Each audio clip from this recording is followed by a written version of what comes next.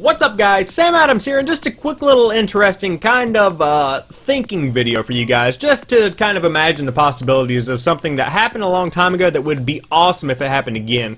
So this past week, an SNES/PlayStation prototype was discovered from the early 90s, and so there's a picture of it over there, and you can take a look at that. You know, obviously it's pretty much a Super Nintendo Entertainment System with the PlayStation logo on it, and I wanted to learn more about this, and it was pretty it was really popular on the internet. It was making its rounds around Reddit, and a lot of people were interested in it. And so what happened is that in the late 80s to early 90s, the format for games was changing from cartridges to CDs, and a lot of people were trying to keep up with the times because you could put more data on CDs, you could make the games look better, you could make them run smoother, there would be no more blowing on the cartridges, it would be just a more modern gaming experience.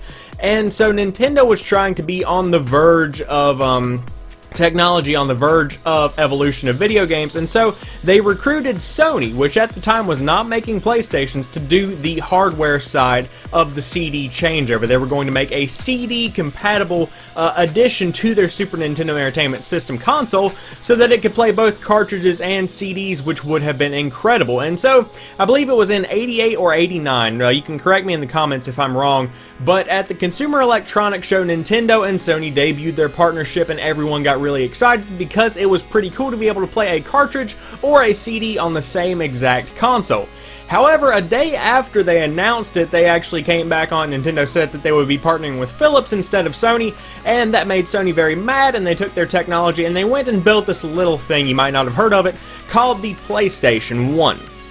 And that went on to become one of the best-selling consoles of all time, and still I have 3 of them. I'm sure I've said it in videos before, but it is a very, very popular console. If you have a PlayStation 1, you probably started with a PlayStation 1. If you're my age, around 18 or 19, you know, you probably started your gaming experience with a PlayStation 1. But why am I talking about this? Because it proves that companies can work together even though they're rivals in the same industry. Now, I know that at the time, Nintendo and Sony were not direct rivals. Obviously, they were both tech companies, but they weren't both primarily gaming companies. At the time, Sony was doing a lot of AV stuff, audio-visual stuff, and not a lot of entertainment technology.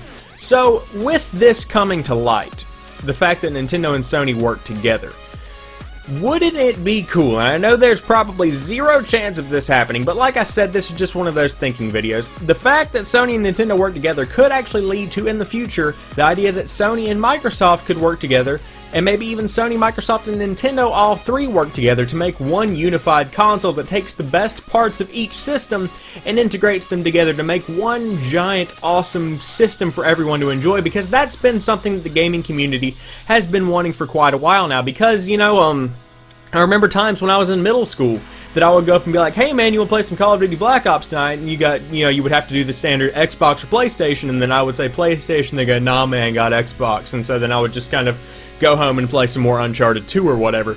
And then, you know, I would go on and I'd be like, hey man, you want to play some Uncharted? And they'd be like, nah man, I got Halo 3. And then, you know, I'd just be kind of disappointed. So it's always been kind of a dividing factor amongst gamers, and it creates factions and the console wars, and of course everything that's going on, feuds between Microsoft and Nintendo and Sony fans have been going on for a long time. And would it not be cool to finally be able to break down those barriers, a lot like the PC gaming community has, and just enjoy the games? I thought it was pretty cool. I thought that it would be a good topic to talk about, and I wanted to see what you guys thought about it.